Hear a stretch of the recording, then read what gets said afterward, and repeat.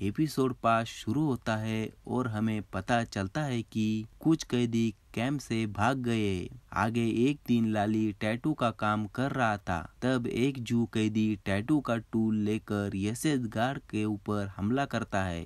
तब स्टीफन उस कैदी के गले पर पैर रखता है और तब तक दबाता है जब तक वो मर नहीं जाता। फिर स्टीफन वहां से चला जाता है। यह सब लाली के सामने होता है। अब लाली धीरे धीरे जिंदा रहने की उम्मीद खोने लगता है। आगे स्टीफन लाली और गीता को मिलने के लिए हेल्प करता है। तब गीता लाली को बताती है कि सैड मत हो, कल कुछ कैदी यहाँ से भाग गए थे। वे बाहर की दुनिया को बताएंगे कि यहाँ क्या हो रहा है। और मैंने आज ऊपर आकाश में कुछ प्लेन देखे, वे जर्मन नहीं थे। कुछ ही दिनों में हम आज़ाद हो जाएंगे। और फिर वो लाली को दिलासा देती है। आगे कुछ दिनों के बाद जर्मन वॉर में हार की तरफ जा रहा था। तब ऑश्विट्ज कैंप के सभी डॉक्यूमेंट जलाने के ऑर्डर दिए जाते हैं और सभी कैदियों को एक दूसरे कैंप में भेजने वाले होते हैं। तब बेला गीता और चिल्का को भाग जाने का प्लान बताती है।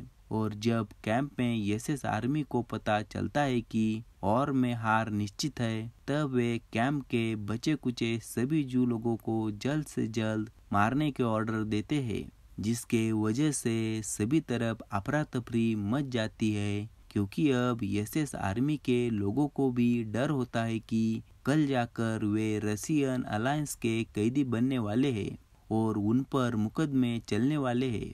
और जब लाली को पता चलता है कि कैंप की सारी औरतों को पैदल किसी दूसरे कैंप में लेकर जा रहे हैं, तब लाली गीता को बताता है कि तुम ब्राटिस्लावा में जाना और शॉन नाम के एक डिपार्टमेंट स्टोर में मैनेजर से मिलना, वो तुम्हारी मदद करेगा। फिर लाली उसे कहता है कि अपना ख्याल रखना, मैं तुम्हें वहाँ मिलने आऊँगा। आगे स्टीफन आखिरी बार लाली से मिलने आता है, क्योंकि अब इस कैंप में एसएस आर्मी की लोगों की ज़रूरत नहीं होती है, इसलिए उसे किसी दूसरे कैंप में भेजने वाले होते हैं। स्टीफन भी कहीं ना कहीं अंदर से डर रहा होता है, क्योंकि उसने इस कैंप में जो काम किए होते हैं उसके लिए उसे ना रशियन अलायंस माफ करने वाली होती है, ना ही भगवान।